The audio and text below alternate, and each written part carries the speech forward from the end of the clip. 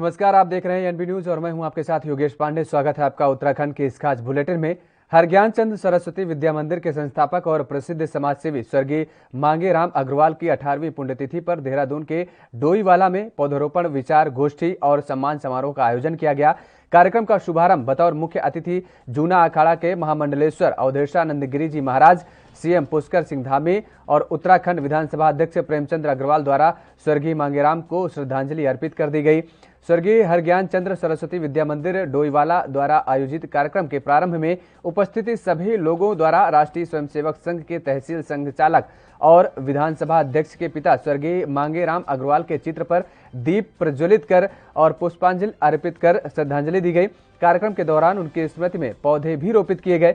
इस अवसर पर विधानसभा अध्यक्ष ने 85 जरूरतमंद लोगों को राशन सामग्री के साथ साथ मास्क और सैनिटाइजर भी वितरित किए।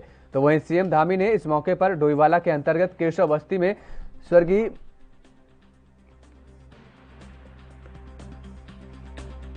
मैंने बचपन से ही स्वर्गीय मांगेराम को देखा था। उन्होंने जिस प्रकार से अपने जीवन को केवल और समाज के लिए, लोगों की भलाई के लिए और मैं कहूँ चौतरफा संगठन को आगे बढ़ाने के लिए उन्होंने अपने जीवन को कीमती लगाया। उनको हम आज के अवसर पर उन्होंने अपने यहाँ पर केशव नगर में जो है शिशु मंदिर की स्थापना की। ऐसे बहुत सारे काम निश्चित रूप से उनका जीवन, उनका पूरा काम हमारे लिए हमेशा अनुकरणीय, हमेशा प्रेरणा का कारण है। इसीलिए आज हम सब लोगों को उनकी स्मृति के आज इस दिवस पर उत्तराखंड में कृषि के क्षेत्र में उत्पादकता बढ़ाने को लेकर सरकार की ओर से प्रयास जारी हैं। बीते रोज प्रदेश सरकार ने किसानों के लिए प्रदेश की सबसे हाईटेक मंडी को नरेंद्रनगर में शुरू किया गया और मंडी अत्याधुनिक सुविधाओं से लैस है, जिससे सरकार किसानों की आर्थिक आय मजबूत करने का दावा कर रही है। सरकार ने अभी हाल ही में कृषि के क्षेत्र में तमाम योजनाएं भी शुरू की हैं। एएनबी न्यूज ने इन्हीं तमाम विषयों पर योजनाओं को लेकर उत्तराखंड के कृषि मंत्री सुबोध उनियाल से खास बातचीत की। उत्तराखंड के कृषि मंत्री सुबोध उनियाल जी इस समय हमारे साथ हैं। कृषि के क्षेत्र में लगातार सरकार के द्वारा महत्वपूर्ण निर्णय लिए जा रहे हैं और तमाम प्रयास किए जा रहे हैं। बीते रोज मंत्री जी नरेंद्रनगर में मंडी का उद्घाटन किया। अत्याधुनिक सुविधाओं से लैस होगी ये मंडी। क्या क्या सुविधाएं हैं और प्रदेश में और कहाँ इस तरह की मंडी खोलने का आप लोगों का लक्ष्य है? देखिए, नरेंद्रनगर में जिस मंडी का मेरे द्वारा कल लोकार्पण किया गया, ये मंडी अपनी तरह की पहली मंडी है जिसमें 10 के आसपास कोल्ड रूम्स हैं और बाकी दुकानें जो हैं। इसको कुल उद्देश्य इसका यह है कि जहाँ पर ये पेरिसेबल आइटम्स की ज़्यादा उत्पाद है और इनमें लॉसेज बहुत ज़्यादा होता है, क्योंकि पानी की उसकी मात्रा बहुत होती है, इन पर सूख जाएगा तो नुकसान है। तो ऐसे उत्पादों को उनको सुरक्षित करने के लिए, किसान को लॉस से बचाने के लिए और एक बेहतर मार्केट उसको उपलब्ध कराने के उद्देश्य से इस मंडी का निर्माण किया गया। और निश्चित रूप से मेरा मानना है कि उस पूरे क्षेत्र में जहाँ पर टमाटर, अदरक और सब्जियों के उत्पाद बहुत भारी मात्रा में है, वहाँ के किसानों को इससे बहुत बड़ा फायदा मिलेगा और जो आदरणीय प्रधानमंत्री जी की एक परिकल्पना है किसान की आय को दुगना करना, उसे प्राप्त कर सकेंगे। इसके अलावा हम नौगांव क्षेत्र में भी भविष्य में और नैनीताल में, भीमताल में भी हम लोगों का मंडी बनाने का निर्णय है, जिस पर धन की व्यवस्था की जा रही है। धन की व्यवस्था होते हुए निर्माण कार्य प्रारंभ किया जाएगा। मंत्री जी, एक नैनो यूरिया का आप लोगों ने वर्चुअल उद्घाटन किया था। आपने कहा था ये मील का पत्थर साबित होगा उत्तराखंड के किसान के लिए। क्या है ये नैनो यूरिया? देखिए, ये यूरिया की लिक्विड फॉर्म है और इसका सबसे बड़ा फायदा ये है कि आपको जो पूरा कट्टा ले जाना पड़ता था, उसके ट्रांसपोर्टेशन कॉस्ट होती थी। फिर आपको पहाड़ी क्षेत्रों में जहाँ पर आवागमन के साधन नहीं है, वहाँ खच्चर के माध्यम से जाना पड़ता था, तो बहुत उसको महंगा पड़ता था। तो ऐसी स्थिति में जो नैनो यूरिया है, इसको अगर आप कैरी कर सकते हैं हाथ में, जिसमें एक बोतल को आप जब भी आप कहीं आवागमन आप ले जा सकते हैं, तो ये नैनो यूरिया इसलिए मैंने कहा कि एक ट्रांसपोर्टेशन कॉस्ट का इसमें फायदा होगा, दूसरा किसान को इसको ले जाने लाने में बहुत सुविधाजनक रहेगा और तीसरा लिक्विड फॉर्म होने से इसका दुरुपयोग भी रुकेगा।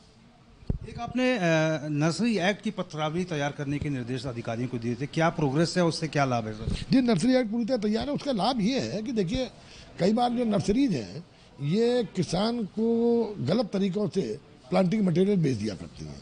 किसान 5 साल तक पेड़ की रक्षा करता है, उसको पालता है और उसके बाद जब उसको उत्पादन शुरू होता है तो वो उन मानकों के विपरीत निकलता है जो मानक उसको बताए गए थे। ऐसी स्थिति में किसान ठगा महसूस करता है, तो उसको एक प्रोटेक्शन देने के लिए नर्सरी एक्ट में ये प्रावधान किया गया है कि अगर प्लांटिंग मटेरियल खराब निकला तो नर्सरी के मालिक को, चाहे वो सरकारी नर्सरी हो चाहे वो निजी क्षेत्र की नर्सरी हो, उनको 50,000 रुपये जुर्माना और 6 महीने की जेल का प्राविधान किया गया, ताकि बहुत गंभीरता के साथ लोग किसानों के हितों से जो खिलवाड़ कर रहे थे उसको बंद करें और एक उच्च कोटि का जो पौधा है वो किसान को उपलब्ध हो पाए। कि उत्तराखंड के कृषि मंत्री सुबोध उनियाल ने स्पष्ट रूप से कहा कि कृषि के तहत तमाम कार्य सरकार की तरफ से किए जा रहे हैं और आने वाले समय में उत्तराखंड के किसान को और मजबूती प्रदान करेगी प्रदेश सरकार।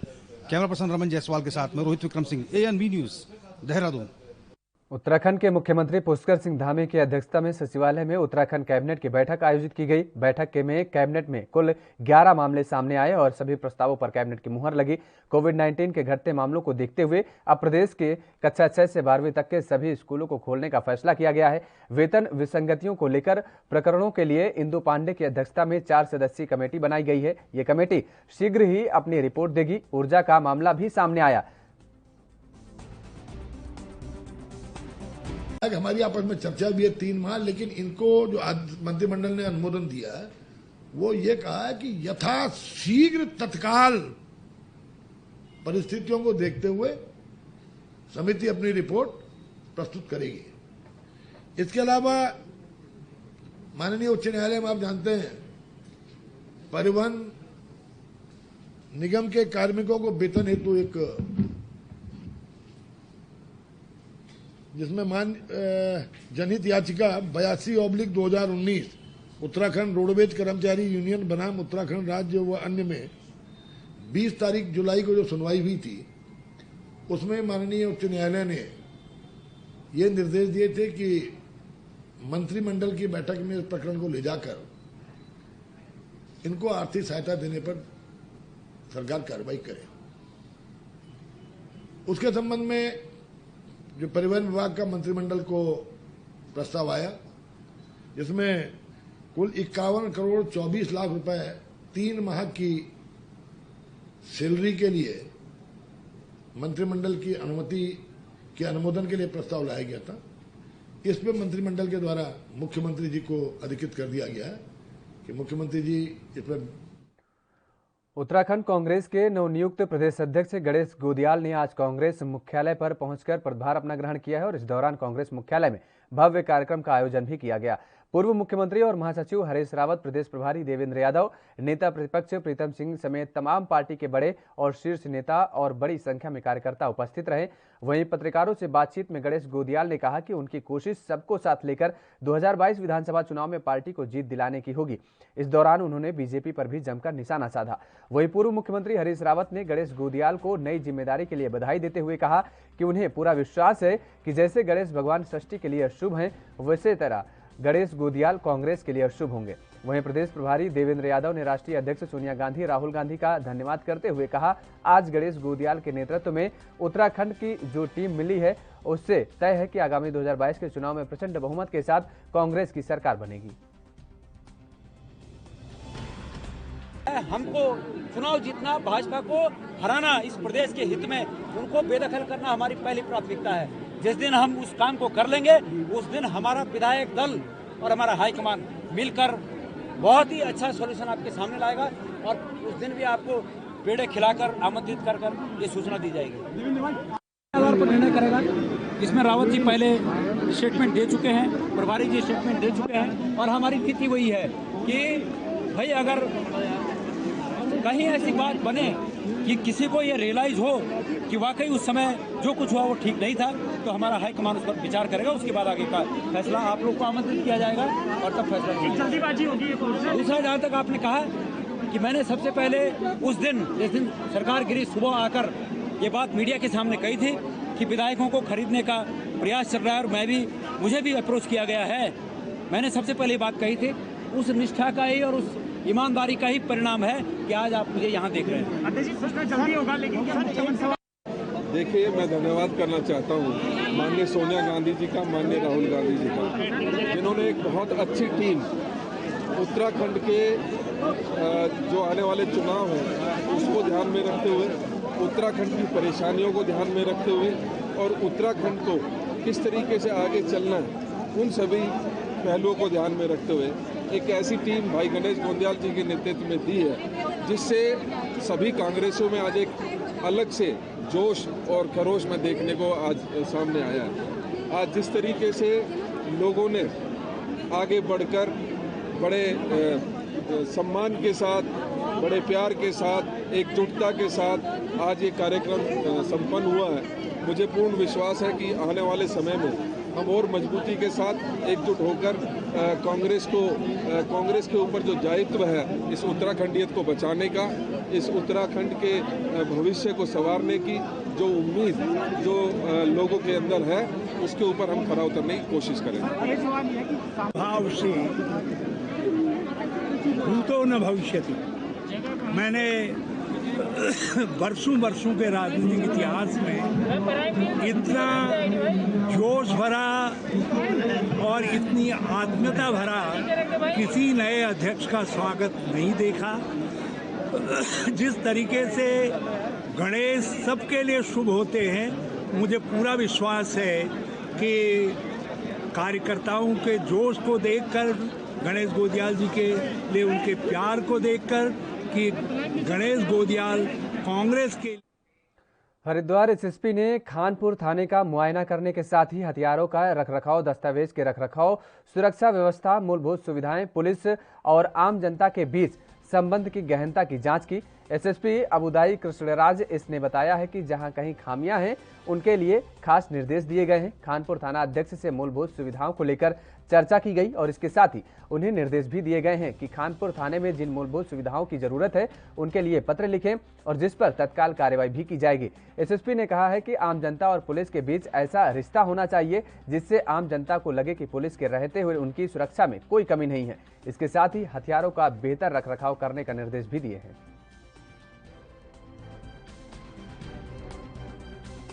का वार्षिक निरीक्षण है मेरे द्वारा जो है, इसमें बहुत अच्छा व्यवस्था कर रखा है और इसमें कहाँ कहाँ कमियां हैं, जैसा कुछ संसाधन का कमियां हैं उसी बारे में हमने एसओ साहब से डिस्कस किया है। डिस्कस करके जो है उनको हमने कहा था कि उसके बारे में एक प्रस्ताव भेजें। जो भी कमें जैसा आपदा संबंधित कोई आवश्यकता हो या जो थाने में और बेमूल। फिलहाल रुकते हैं एक छोटे से ब्रेक के लिए। ब्रेक के बाद फौरन हाजिर होते हैं।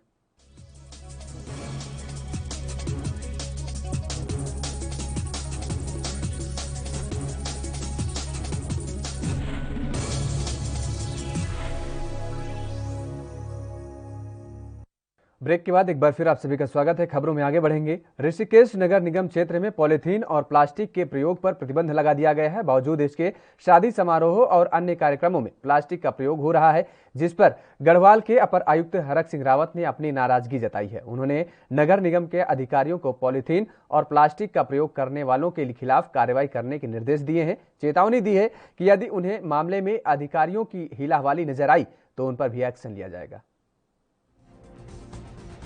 पहले से चल रहे हैं। इसमें यह था कि जैसे पॉलीथीन मुक्त रखना है और कूड़ा मुक्त करना है, इसके लिए जो पुराने आदेश हम माननीय जो हमारे आदरणीय क्या कहते हैं कमिश्नर सर ने जो आदेश जारी किए हैं उसको भी इम्प्लीमेंट करने, जिसमें हमारे दोना, पत्तल और गिलास वगैरह जितने भी हैं शादी ब्याहों में और जो लोग यूज़ करते हैं ये यूज़ ना करें, ठीक है।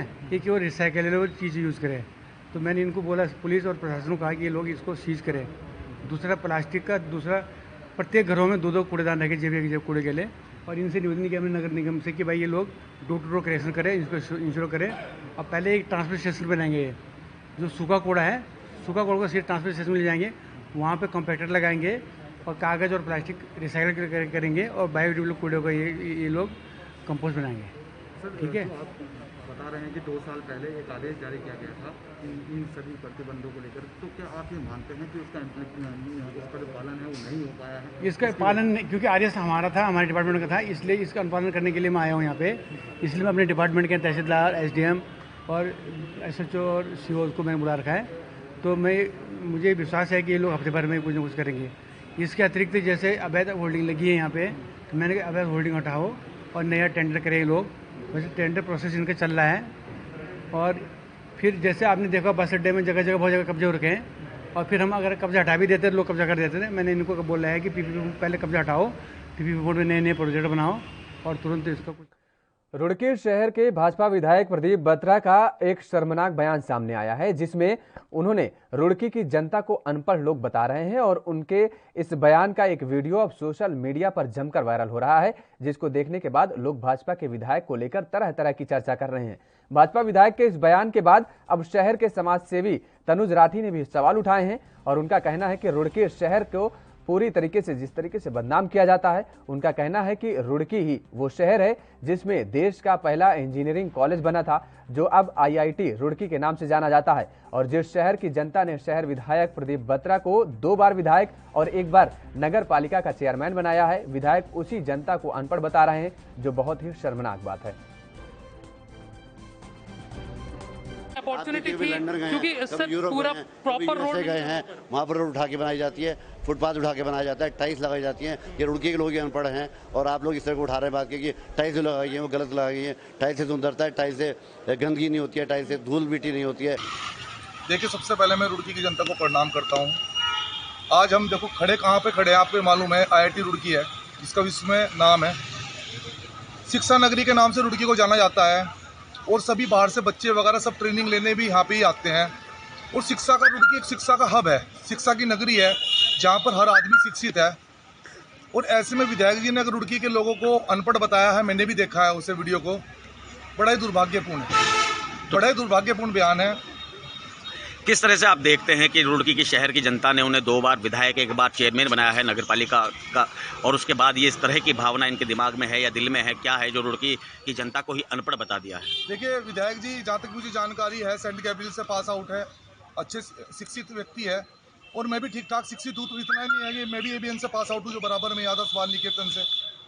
लेकिन विधायक जी ने जिस तरह से कहा कि रुड़की की जनता अनपढ़ है, इन्हें कोई जानकारी नहीं है, लंदन नहीं गए, यूरोप नहीं गए, ये विदेशों में नहीं घूमे, इसलिए इन्होंने कुछ नहीं पता विकास क्या होता है। तो इस तरह से जो उन्होंने कहा है, मतलब मन को आघात पहुंचा। अच्छा, जैसे सड़क को वहाँ से टाइल्स को चोरी कर लिया गया था, उसके बारे में भी कुछ कहा है उन्होंने?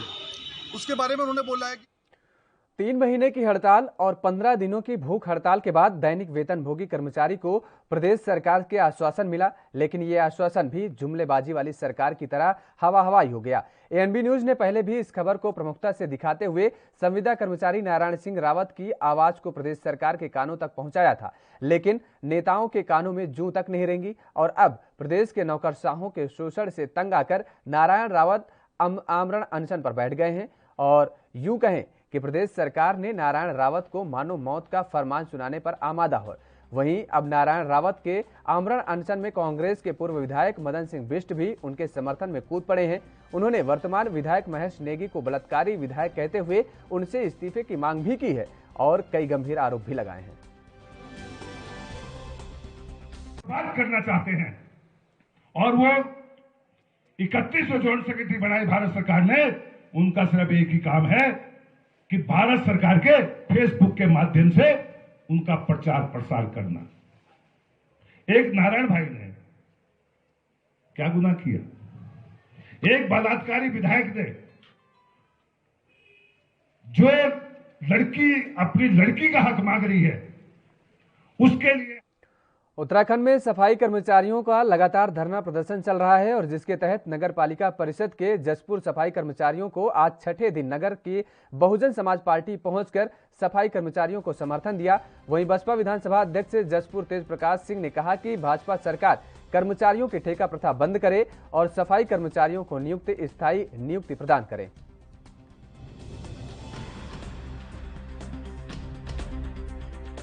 से है हमारी जो है 11 सूत्र मांगे हैं, जिसमें हमारा पूरे राज्य कुमाऊं गढ़वाल सब हड़ताल पे गया हुआ है, काम छोड़ हड़ताल चल रही है।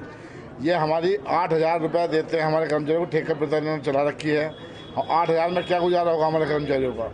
महंगाई का दौर है, सरकार हमारी मांगे मान नहीं रही है। आज हमें बहुजन समाज पार्टी ने समर्थन दिया है अपना, शहर से और लोग भी आ रहे हैं हमारे पास समर्थन देने, और जी नगर पालिका बोर्ड भी हमें समर्थन दे रहा है। तो इसलिए हमारी मांगे सरकार मान लिया तो ठीक है, ना तो ये आगे चल के बहुत तगड़ा आंदोलन होगा। सफाई व्यवस्था साहब ठप पड़ी है, सफाई नहीं हो रही है और जसपुर में गंदगी के फैली पड़ी है और साहब जसपुर की जनता भी वैसे सहयोग देना चाह रही है हमें। आज साहब 6ठा दिन है, नहीं मिला। आज सरकार अगर हमसे हमें कोरोना योद्धा कहती है, हमें कोरोना योद्धा क्या, हमें तो सुतेला व्यवहार कर रही है सरकार हमारे साथ। तो सफाई कर्मचारी संघ जो अपनी मांगों को लेकर के यहाँ नगर पालिका में धरना दे रहे हैं या अपनी मांग रहे हैं, उन मांगों के साथ बहुजन समाज पार्टी ने भी अपना समर्थन दे दिया है और जो इनकी मांगे हैं उसका हम पुरजोर समर्थन करते हैं। और यदि ये मांगे हमारी पूरी नहीं होती तो हमें यहाँ से देहरादून तो क्या, अगर दिल्ली भी जाना पड़ा तो हम पीछे नहीं हटेंगे और अपनी मांगे पूरी मनवा के रहेंगे। इसके लिए हम सब एक हैं।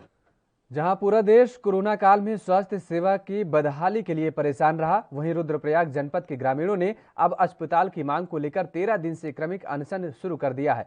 मांग पूरी नहीं हुई तो आत्मदाह के लिए भी ग्रामीण तैयार हैं। ग्रामीणों ने उत्तराखंड सरकार पर आरोप लगाया है कि जब हम उत्तर प्रदेश में थे तो उत्तर प्रदेश सरकार ने हमें अतिरिक्त स्वास्थ्य इकाई का व्यवस्था दी थी, लेकिन आज छोटा प्रदेश बनने के बाद अतिरिक्त इकाई पर भी ताले लगा दिए गए हैं और 20,000 आबादी पर स्वास्थ्य सेवा की बात की जा रही है, जो सरकार गलत बात कर रही है। जब तक हमारी मांग पूरी नहीं होगी तब तक हम आंदोलनरत रहेंगे। क्या डिमांड है, क्या चाहिए आपको? हमें हॉस्पिटल चाहिए, परमानेंट हॉस्पिटल। हम सबसे बड़ी समस्या तो हम महिलाओं की है, जो कुछ भी दर्द हो, पेट दर्द हो, बुखार है, डिलीवरी है, इसके लिए हम जब यहाँ पर डॉक्टर नहीं तो हमें 28 किलोमीटर फाटा जाना पड़ता है। वहाँ भी अगर हमें डॉक्टर की सुविधा नहीं मिलती है तो आगे रुद्रप्रयाग सीना का लेके जानी पड़ती है। इसलिए हम सरकार से ये गुजारिश करें, हमें हॉस्पिटल देने की कृपा करें। ये है कि हमें परमानेंट अस्पताल, अतिरिक्त प्राथमिक स्वास्थ्य केंद्र ग्रेड 2 ये हमें चाहिए। हमें ये लॉलीपॉप हमें कुछ नहीं चाहिए कि सफेद हाथी लगा दो और कह दे भाई तुम्हारे यहाँ अस्पताल। अभी आपने कर्मी कंसन की। मैं मीनाक्षी प्रसाद गढ़ियाल त्रिजुगनारायण का मूल निवासी हूँ महोदय, और यहाँ पे हमारे पास जो क्रमिक अनशन है, आप देख रहे होंगे कि आज 12वां दिन है हमारे क्रमिक अनशन को। लेकिन यहाँ पे प्रशासन का तो इतना वो है कि आप देख लिए, आज आए हैं तहसीलदार महोदय 12वें दिन, और स्वास्थ्य विभाग आप देख रहे हैं कि क्या है। ये भी हमारे पास जो हमारे सत्ताधारी जो पार्टियां हैं। प्रधान ग्राम पंचायतों से हूँ और जो है यहाँ पर जो है जो जायज मांग है वो हॉस्पिटल की है। हमारे यहाँ पे जो है हमारे सोनप्रयाग से शायद उससे नीचे भी कहीं ठीक ठाक हॉस्पिटल तो नहीं है, लेकिन सोनप्रयाग से ऊपर जो है लोग एक दवाई की गोली के लिए भी 25-30 किलोमीटर फाटा जाना पड़ता है। कई समस्याएं होती और खास तौर महिलाओं की, छोटे बच्चों की। अभी टीकाकरण हुआ हमारे यहाँ तो के लोगों ने तो उसी से गाड़ी बुक की और जो है फाटा जो है बच्चों को जो टीकाकरण के लिए ले गए। तो इसमें ये है कि हॉस्पिटल होना जरूरी है। अगर जो कोई डिलीवरी केस है तो महिलाएं कई समस्याओं से ग्रसित होती हैं, तो आगे जाना पड़ता है। तो इसमें जो है हॉस्पिटल जायज है, देंगे नहीं देंगे तो लोग जो है अनशन पर बैठेंगे, मतलब तब तक अपनी हड़ताल को खत्म नहीं करेंगे। गांव वालों का यही कहना है, माताओं बहनों का, नौजवान साथियों का, कि हम अपनी हड़ताल को समाप्त नहीं करेंगे जब तक हमको जो है चाहे कुछ भी हो जाए, हम मर भी जाएं, हम जो है अपने उस पे जो है डटे रहेंगे। धन्यवाद। त्रिजुगनारायण में अस्पताल के लिए हड़ताल पे बैठे हैं आप, सरकार का प्रतिनिधित्व करने के लिए यहाँ पे हैं, क्या वार्ता हुई इनके साथ? हाँ, आज यहाँ पे त्रिजुगनारायण में ग्रामवासियों का जो है स्वास्थ्य सुविधाओं से संबंधित हड़ताल लगातार 10वें-12वें दिन तक अभी जारी है। उनकी मांग भी जेन्युइन है और ये चाह रही है यहाँ पे जो है परमानेंट हॉस्पिटल या डॉक्टर की पोस्टिंग की जाए, जिसमें ग्रामवासियों द्वारा जो है आज ज्ञापन दिया गया है इस संबंध में, जिसको कि श्रीमान जिलाधिकारी महोदय को शाम को प्रेषित कर दिया जाएगा और इसमें अग्रिम कार्रवाई की जाएगी। तो दर्शन सिंहवाल, मैं अध्यक्ष तीर्थ पुलिस समिति त्रिजुगनारायण का हूँ।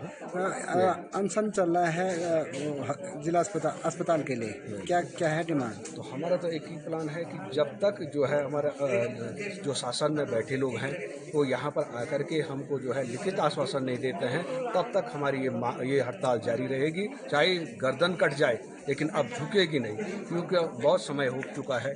शासन प्रशासन ने जो है हमको यहाँ पर बार बार आश्वासन दिया है और हुआ कुछ भी नहीं। तो हम सरकार से यही मांग करेंगे। हम भी जानते हैं उत्तराखंड के इस खास बुलेटिन में फिलहाल मेरे साथ इतना ही। बाकी खबरों के लिए आप देखते रहिए ANB न्यूज।